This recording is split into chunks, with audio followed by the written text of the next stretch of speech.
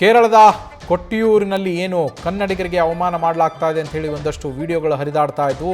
ಅದಕ್ಕೆ ಸಂಬಂಧಪಟ್ಟಂತೆ news first ಅಲ್ಲಿಗೆ ತೆರಳಿ ಒಂದು ಗ್ರೌಂಡ್ ರಿಪೋರ್ಟನ್ನು ಮಾಡಿತ್ತು. ಅದರ ಜೊತೆಯಲ್ಲಿಯೇ ಕೇರಳದ ಕೊಟ್ಟಿಯೂರಿನ ಇತಿಹಾಸವನ್ನು ಕೂಡ ತಿಳಿದುಕೊಳ್ಳುವ ಪ್ರಯತ್ನವನ್ನು ಮಾಡಲಾಗಿದೆ. ಕೊಟ್ಟಿಯೂರಿನಲ್ಲಿದೆ ಅಕ್ಕರೆ ಇಕ್ಕರೆ ಕೊಟ್ಟಿಯೂರು ಅಂತ ಹೇಳಿ, ಅದು ವೈಶಾಖ ಮಾಸದಲ್ಲಿ ಮಾತ್ರ ತೆರೆಯುವಂತಹ ಅಕ್ಕರೆ ಕೊಟ್ಟಿಯೂರು. ಇಕ್ಕರೆ ಕೊಟ್ಟಿಯೂರಿನ ಮಹತ್ವವನ್ನು ತಿಳಿದು ದೇವಸ್ಥಾನಕ್ಕೆ ಭಕ್ತ ಸಾಗರವೇ ಹರಿದು ಬರ್ತಾ ಇರುವಂಥದ್ದು. ಆನೆಗಳನ್ನು ಕರೆತಂದು ಅಲ್ಲಿ ಪೂಜೆ ಮಾಡುವುದಕ್ಕೂ ಕೂಡ ಒಂದು ಇತಿಹಾಸವೇ ಇದೆ. ನ್ಯೂಸ್ ಫಸ್ಟ್ ಗ್ರೌಂಡ್ ರಿಪೋರ್ಟ್ನಲ್ಲಿ ಕೊಟ್ಟಿಯೂರಿನ ಕಥಾನಕ ಬಯಲಾಗಿರುವಂಥದ್ದು, ಕೊಟ್ಟಿಯೂರಿನ ಕಥಾನಕ ತಿಳಿದು ಬಂದಿರುವಂಥದ್ದು. ಅಕ್ಕರೆ ಕೊಟ್ಟಿಯೂರು ಇಕ್ಕರೆ ಕೊಟ್ಟಿಯೂರಿನ ಇತಿಹಾಸ, ಆ ಇತಿಹಾಸವೂ ಕೂಡ ನಿಜಕ್ಕೂ ರೋಮಾಂಚನಕಾರಿಯಾಗಿರುವಂತಹ ಇತಿಹಾಸ ಅದು.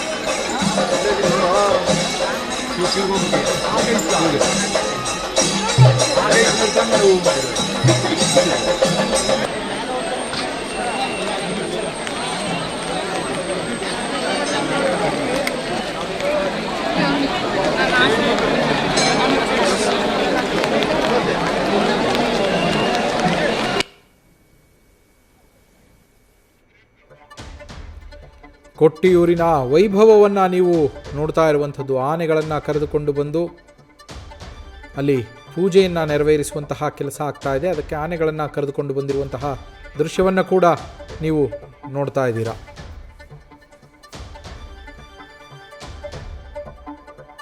ಅದ್ಭುತವಾದಂತಹ ಇತಿಹಾಸ ಕೇರಳದ ಕೊಟ್ಟಿಯೂರಿನಲ್ಲಿ ಇರುವಂಥದ್ದು. ಅಕ್ಕರೆ ಇಕ್ಕರೆ ಕೊಟ್ಟಿಯೂರು ಅಂತ ಹೇಳಿ ಇರುವಂಥದ್ದು. ವೈಶಾಖ ಮಾಸದಲ್ಲಿ ಮಾತ್ರ ಈ ಅಕ್ಕರೆ ಕೊಟ್ಟಿಯೂರನ್ನು ತೆರೆಯಲಾಗತ್ತೆ.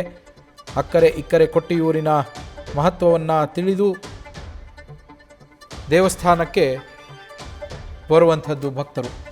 ನಮ್ಮ ಪ್ರತಿನಿಧಿ ರವಿ ಲೈನ್ನಲ್ಲಿ ಜಾಯ್ನ್ ಆಗಿದ್ದಾರೆ. ರವಿ, ನೀವು ಗ್ರೌಂಡ್ಗೆ ಹೋಗಿ ರಿಪೋರ್ಟನ್ನು ಮಾಡ್ಕೊಂಡ್ಬಂದಿದ್ರಿ, ಅಲ್ಲಿನ ಇತಿಹಾಸವನ್ನು ಕೂಡ ತಿಳಿದುಕೊಂಡು ಬಂದ್ರಿ. ರವಿ, ಒಮ್ಮೆ ಅದರ ಇತಿಹಾಸವನ್ನು ವಿವರಿಸ್ಬೋದಾ? ನವೀನ್, ಪ್ರಮುಖವಾಗಿ ಈ ಕೊಟ್ಟಿಯೂರು ಇತಿಹಾಸವೇ ಒಂದು ಅದ್ಭುತ ಅಂತ ಹೇಳಿದ್ರೆ ತಪ್ಪಾಗ್ಲಿಕ್ಕಿಲ್ಲ. ಯಾಕಂದ್ರೆ ಶಿವನ ಆರಾಧಿಸುವಂತಹ ಪ್ರತಿಯೊಬ್ಬರು ಈ ಒಂದು ಸ್ಥಳ ಮಹಿಮೆಯನ್ನ ತಿಳಿದುಕೊಂಡ್ರೆ ಅತ್ಯದ್ಭುತವಾಗಿರುತ್ತೆ. ಪ್ರಮುಖವಾಗಿ ಕೇರಳದ ಕೊಟ್ಟಿಯೂರು ಈ ಒಂದು ಜಾಗ ಇರುವುದು ಭಾಗದಿಯ ನದಿಯ ತಟದ ಮೇಲೆ.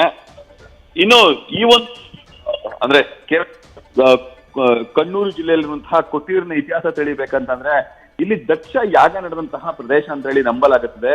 ದಕ್ಷ ಪ್ರಜಾಪತಿ ಇದೆಯಲ್ಲ, ಆತ ಯಾಗದಲ್ಲಿ ಇದ್ದಂತಹ ಸಂದರ್ಭದಲ್ಲಿ ಶಿವನ ಪತ್ನಿ ಸತಿ ಆತ್ಮಹತ್ಯೆಯನ್ನು ಮಾಡಿಕೊಂಡಂತಹ ಜಾಗ ಅದು. ಆ ಕಾರಣಕ್ಕಾಗಿ ಅದನ್ನ ಕೊಟ್ಟಿಯೂರು ಅಂತ ಕರೀತಾರೆ. ಅಂದ್ರೆ ಯಜ್ಞದ ಸ್ಥಳ ಅಂತ ಹೇಳಿ ಅದನ್ನ ಕರೀತಾರೆ. ಪ್ರಮುಖವಾಗಿ ಶಿವನು ಕ್ರೋಧಗೊಂಡು ಯಾಗವನ್ನ ನಾಶ ಮಾಡಿದಂತಹ ಸ್ಥಳ ಅಂತ ಹೇಳಿ ಎಲ್ಲರೂ ಕೂಡ ನಂಬ್ತಾರೆ. ಅಲ್ಲಿ ಎರಡು ಪ್ರಮುಖವಾದ ದೇವಾಲಯಗಳಿದೆ, ಅಕ್ಕರೆ ಕೊಟ್ಟಿಯೂರು ಮತ್ತೆ ಇಕ್ಕರೆ ಕೊಟ್ಟಿಯೂರು ಅಂತೇಳಿ. ನದಿಯ ಆಚೆ ಭಾಗದಲ್ಲಿ ಇರುವಂತಹ ಅಂದ್ರೆ ತಾತ್ಕಾಲಿಕ ಪೂಜೆ ಮಾಡುವಂತಹ ಸ್ಥಳ. ಅಂದ್ರೆ ನಾವು ನಿನ್ನೆ ಯಾವ ಸ್ಥಳದಿಂದ ಗ್ರೌಂಡ್ ರಿಪೋರ್ಟ್ ಮಾಡಿದ್ವೋ ಆ ಸ್ಥಳವನ್ನ ಅಕ್ಕರೆ ಕೊಟ್ಟಿಯೂರು ಅಂತ ಕರೀತಾರೆ. ಅದೇ ಸ್ಥಳದಲ್ಲಿ ಭಕ್ತರ ಮೇಲೆ ನೀರನ್ನ ಹೆಚ್ಚೋದು ಅಥವಾ ಕನ್ನಡಿಗರ ಅಪಮಾನ ಮಾಡಲಾಗಿತ್ತು ಅನ್ನೋ ಒಂದಷ್ಟು ಸುದ್ದಿಗಳು ಬಂದಿದ್ವು. ಅದೇ ಯಾವುದು ಕೂಡ ಸತ್ಯ ಅಲ್ಲ ಅಂತ ಹೇಳಿ ಆಡಳಿತ ಮಂಡಳಿಗಳು ಸ್ಪಷ್ಟಪಡಿಸುವಂತ ಕೆಲಸಕ್ಕೆ ಮುಂದಾದ್ರು. ಮತ್ತೊಂದು ದೇವಸ್ಥಾನ ಇಕ್ಕರೆ ಕೊಟ್ಟಿಯೂರು ದೇವಸ್ಥಾನ, ಅದು ಶಾಶ್ವತವಾದ ದೇವಾಲಯ ಆಗಿದೆ. ಅಂದ್ರೆ ವೈಶಾಖ ಮಾಸದಲ್ಲಿ 27-28 ದಿನಗಳ ಕಾಲ ಈ ಅಕ್ಕರೆ ಕೊಟ್ಟಿಯೂರಿನಲ್ಲಿ ಪೂಜೆ ಮಾಡ್ತಾರೆ. ಇನ್ನು ಉಳಿದಂತೆ 11 ತಿಂಗಳ ಕಾಲ ಇಕ್ಕರೆ ಕೊಟ್ಟಿಯೂರಿನಲ್ಲಿ ಪೂಜೆ ಮಾಡುವಂತಹ ಪರಿಪಾಠ ಇದೆ. ಇನ್ನು ಕೊಟ್ಟಿಯೂರಿನಲ್ಲಿ ಶೈವ ಮತ್ತು ವೈಷ್ಣವ ಸಂಪ್ರದಾಯಗಳ ಸಮನ್ವಯತೆ ಇದೆ.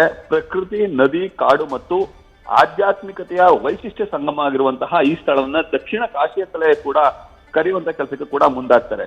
ಪ್ರಮುಖವಾಗಿ ಈ ಸ್ಥಳಕ್ಕೆ ಬರುವವರು 10 ಹಲವು ನಿಯಮಗಳನ್ನ ಪಾಲಿಸಬೇಕಾಗತ್ತೆ. ಆ ನಿಯಮಗಳನ್ನ ಪಾಲಿಸಿದ್ರಷ್ಟೇ ಅಲ್ಲಿ ಶಿವ ಒಲಿತಾನೆ ಅನ್ನೋ ಮಾತಿದೆ. ಇನ್ನು ಸತಿಪತಿ ಇಬ್ಬರ ನಡುವೆ ಕಲಹ ಏರ್ಪಟ್ಟರೆ ಅಥವಾ ಅವರಿಬ್ಬರ ನಡುವೆ ಮನಸ್ತಾಪಗಳಿದ್ದರೆ, ಒಂದ್ ವೇಳೆ ಇಬ್ಬರ ನಡುವೆ ವಿರಹ, ಆ ತರದ ವಿರಸ ಈ ತರದ ಯಾವ್ದಾದ್ರು ಇದ್ರಾಗ ಈ ಸ್ಥಳಕ್ಕೆ ಜೊತೆಯಾಗಿ ಭೇಟಿ ನೀಡಿದ್ರೆ ಒಳ್ಳೇದಾಗತ್ತೆ ಅನ್ನೋ ಒಂದು ಬಲವಾದ ನಂಬಿಕೆ ಕೂಡ ಇದೆ. ಇದಕ್ಕೆ ಪ್ರಮುಖ ಕಾರಣ ಅಂತಂದ್ರೆ ಸತಿ ಶಿವನನ್ನ ಅತಿ ಹೆಚ್ಚು ಪ್ರೀತಿಸ್ತಿದ್ರು, ಜೊತೆಗೆ ಶಿವ ಕೂಡ ತನ್ನ ಪತ್ನಿ ಸತಿಯನ್ನ ಅತಿ ಹೆಚ್ಚು ಪ್ರೇಮಿಸ್ತಿದ್ರು. ಪರಸ್ಪರ ದೂರ ಆದ ಕಾರಣಕ್ಕಾಗಿ ಆ ಸ್ಥಳದಲ್ಲಿ ಯಾರಾದ್ರೂ ಬಂದು ಬೇಡ್ಕೊಂಡ್ರೆ ಇಬ್ರು ಕೂಡ ಒಂದಾಗ್ತಾರೆ ಅನ್ನೋ ಪ್ರತೀತಿ ಅಥವಾ ನಂಬಿಕೆ ಇದೆ. ಈ ಕಾರಣಕ್ಕಾಗಿ ಕಳೆದ ವರ್ಷ ಚಾಲೆಂಜಿಂಗ್ ಸ್ಟಾರ್ ದರ್ಶನ್ ಅವರು ಆ ಸ್ಥಳಕ್ಕೆ ಭೇಟಿಯನ್ನ ನೀಡಿದ್ರು.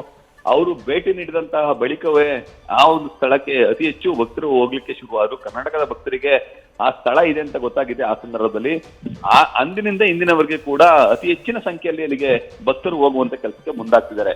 ಇನ್ನು ಆನೆಗಳನ್ನ ಕರ್ಕೊಂಡು ಬಂದು ಅಲ್ಲಿ ಪೂಜೆ ಮಾಡೋದು ಪ್ರತಿನಿತ್ಯ ಕೂಡ ವಿಶೇಷವಾಗಿರುತ್ತೆ. ಅದರಲ್ಲೂ ಈ ವೈಶಾಖ ಮಾಸದಲ್ಲಿ 4 ದಿನಗಳು ಅಂದ್ರೆ ರೋಹಿಣಿ ಮತ್ತೆ ಚೈತ್ರ ಮಾಸ, ಈ ದಿನಗಳಲ್ಲಿ ಅತಿ ಹೆಚ್ಚಿನ ಸಂಖ್ಯೆಯಲ್ಲಿ ಭಕ್ತರು ಬರ್ತಾರೆ. ಅಲ್ಲಿ ವಿಶೇಷವಾದ ಪೂಜಾ ಕೈಂಕರ್ಯಗಳನ್ನ ನೆರವೇರಿಸುವಂತ ಕೆಲಸಕ್ಕೆ ಮುಂದಾಗ್ತಾರೆ. ಆನೆಯ ಮೇಲೆ ಅಂದ್ರೆ ಶಿವನ ವಿಗ್ರಹವನ್ನ ಇಟ್ಟು ಅಲ್ಲಿ ಮೆರವಣಿಗೆಯನ್ನ ಮಾಡಿ, ಅಂದ್ರೆ 6 ಸುತ್ತು ಮೆರವಣಿಗೆಯನ್ನ ಮಾಡಿ ದರ್ಶನಕ್ಕೂ ಕೂಡ ಅವಕಾಶ ಮಾಡಿಕೊಡ್ತಾರೆ. ಜೊತೆಗೆ ಸತಿಗೆ ಅಲ್ಲಿ ನಮಸ್ಕರಿಸುವಂತ ಕೆಲಸ ಆಗತ್ತೆ. ಅಂದ್ರೆ ಶಿವ ಆನೆಯ ಮೇಲೆ ಕುಳಿತಂತಹ ಶಿವ ಅಲ್ಲಿರುವಂತಹ ಸತಿಗೆ ನಮಸ್ಕಾರ ಮಾಡಿ ಅಲ್ಲಿಂದ ಮುಂದೆ ಸಾಗ್ತಾನೆ ಅನ್ನೋ ಮಾತಿದೆ. ಈ ಒಂದು ವೈಶಿಷ್ಟ್ಯ ಆಚರಣೆಯನ್ನ ಈ ಕೊಟ್ಟಿಯೂರಿನಲ್ಲಿ ಆಚರಣೆ ಮಾಡಲಾಗ್ತಿದೆ. ಇದು ಅತಿ ಹೆಚ್ಚು ಅಂದ್ರೆ ಲಕ್ಷಾಂತರ ಮಂದಿ ಭಕ್ತರನ್ನ ಸೆಳೆಯುವಂತ ಕೆಲಸ ಕೂಡ ಆಗ್ತಿದೆ. Naveen, thank you Ravi. News first ನಿರ್ಭೀತಿಯಿಂದ ನಿಮ್ಮ ಪರವಾಗಿ.